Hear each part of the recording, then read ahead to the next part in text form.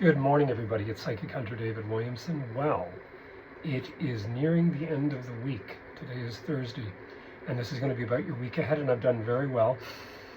I can breathe. It's going to take a bit of time because a lot of things have cleared up with this. It's pretty freaky.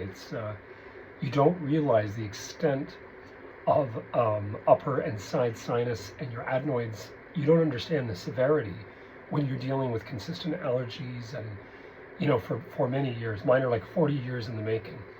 And of course you kept going, and of course years ago I was smoking and I was drinking coffee and busy with readings, and I didn't take care of Hunter. And then you get to a stage where you think, I can't keep going like this because I'm choking and my heart's starting to bug me. And it's because you're not getting enough oxygen. So I suggest to everybody, well, first of all, the doctor that I had that is in the Northwest hospital was just fantastic. And I said there was a synchronicity because he'd gone to school with the great late Michael Biederman, Dr. Michael Biederman, and I knew Michael quite well. And I think it was fantastic that we had this synchronicity and this connection to one another. And he did the surgery, and he says, "You'll be fine." He started laughing. I got them joking and laughing. I thought, you're going to get cut open here through your nose. You better be careful. But I get onto that pre-medicative state, and I start laughing my guts out. So I'm not one of these drunks that gets mad. I have gotten mad, but I haven't got myself into the stage either of being, overly intoxicated for a long time, and I look like a mess here.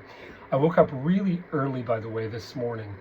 It actually was 5:03, and I knew it was 3 a.m., so I did a major meditation and visualization. This is important for all of us to pay attention to that when you wake up at that 3 a.m. mark, there is spiritual interaction. I had a client whose wife died suddenly. It was very heartbreaking for him. And he kept waking up at 5 to 3. And he said, for Christ's sakes, he said, "Hunter, somebody keeps shaking my leg." And I said, "No, it's her." And I said, "It could very well be that you're carrying resentment or you're carrying something about her." And my father was worried when my mother died. He felt overburdened, and my dad lost his father at 8. This is my adopted dad.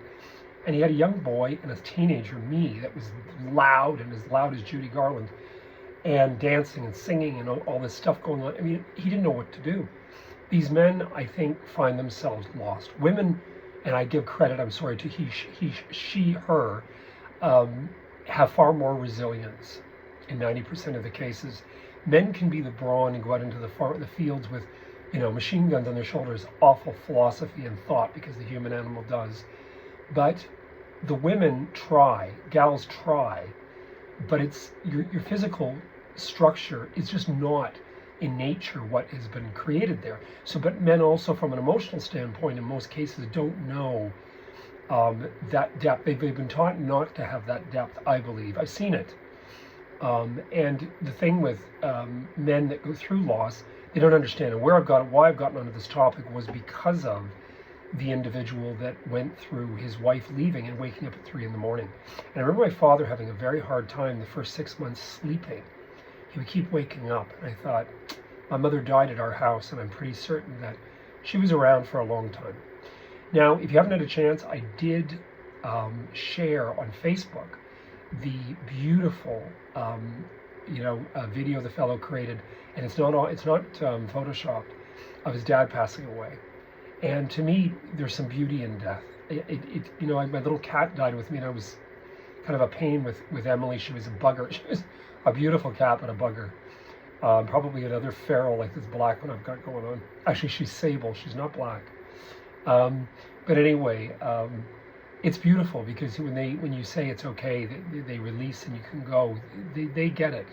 And his dad started to pass away, and all of a sudden you see this little white dot swirl up and around his face, and then it leaves. So there's truth to this. I've always believed it since I was a boy. I think I saw a lot as a boy that don't remember. But anyway, we're going to get on to the week ahead. I'm talking about all this too because it's a very spiritual time right now. You'll notice since the eclipse, since yesterday's Mars overriding Saturn, reinventing the next 2 years. Again, as you listen to a lot of the astrologers, I'm not an astrologer. I know a lot about it. I'm still learning, always learning.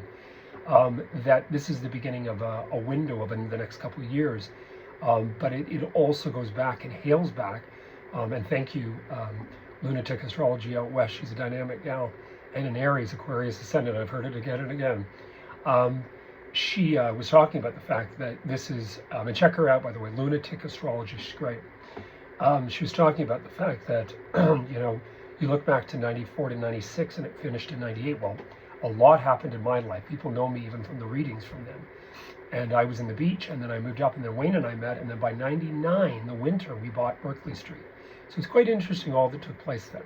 But anyway, we're going to get onto this. I'm going to stop the blab and the talk, because I can talk, and thank God I'm gifted with that. I don't want to lose my speech. And I've got my old shirt from COVID that I've still got. And my friends Sandy and Bob McDonald gave me this from once Bowmanville. Now they're on a fabulous farm compound. So,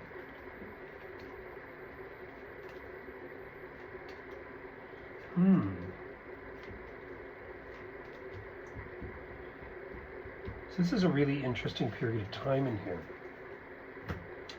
Now, one of the things that's going on in here that's really quite intense has to do with direction. So I pulled out this for all signs. Remember, this is all signs. We get to the 1st of May, then it will be the individuals will have their story. The thing that's really interesting is we have 3 kings in here. Now, first of all, the only thing that I would say that I'm kind of a petit peu concerned about is that it ends in worry or concern over health. That could also be emotional. That could be emotional. The beginning is very emotional as well, but in a different way. The ending is more rest. The beginning is emotional. And this has a lot to do with this intensity. You can see all this. So you have this king of swords, which is an air element, and then you have emotional, and then you have the water king, and then you have the fire king, which to me again is just symbolism, because it's so complex, because someone could be a Cancer sign with Sag ascendant, moon, and Leo, and they're more fire than water. So I would say the symbolism in here is these 3 facets. The only thing missing is earth, the facets of knowledge, information, intellect. And there's a lot of that going on with all these new sneaky little laws going through all in the West. And then you've got a lot happening in regards to emotional rebuttal over who's on top, who's correct, who's right in the world. You've got that massive, Ace of Cups, which is this huge outpouring. Now, the only thing that I'm happy about, it isn't violent. So it does not depict violence. I wouldn't say in worst case scenario that it couldn't come to something aggressive, because you do have in here this element about homeland, home, initial celebration kind of going conflicting or moving in a conflicting way next week.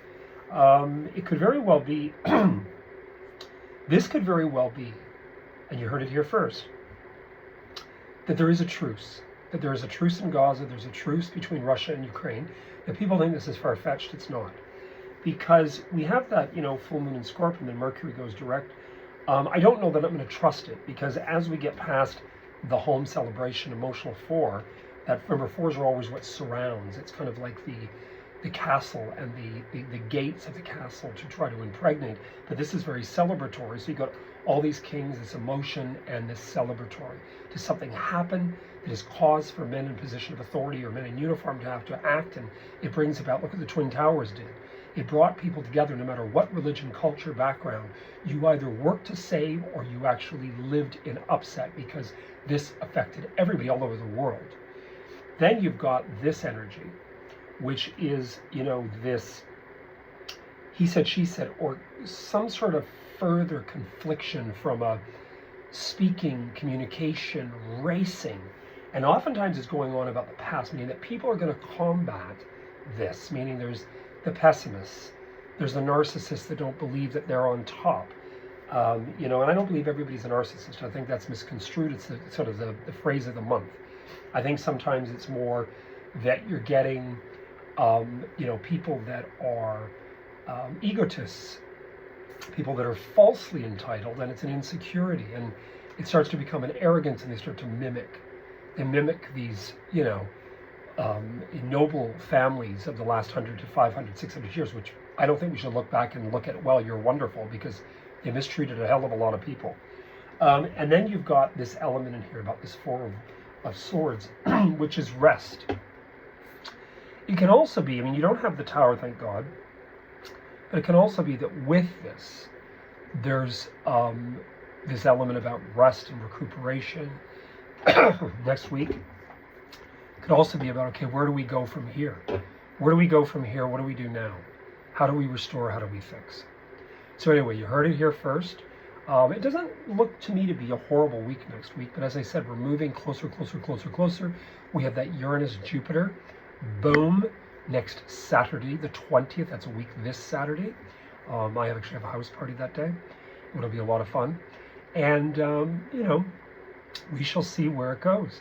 But anyway, I'm doing better every day, and I'm working. So anybody who wants to get in for a reading, give me a call. This is a little bit of a longer reading, but I hadn't been up, and I thought I'd just share with you guys some things going on. Pay attention to the emotional elements. Watch your dreams at night. Start to dream. Start to creatively visualize when you first wake up in the morning. Do it midday and then in the evening. Mr. Tesla. Follow the 369. Fantastic in regards to visualization and focus. I'm always around, by the way, too, for commercial events when people want me to come and do things.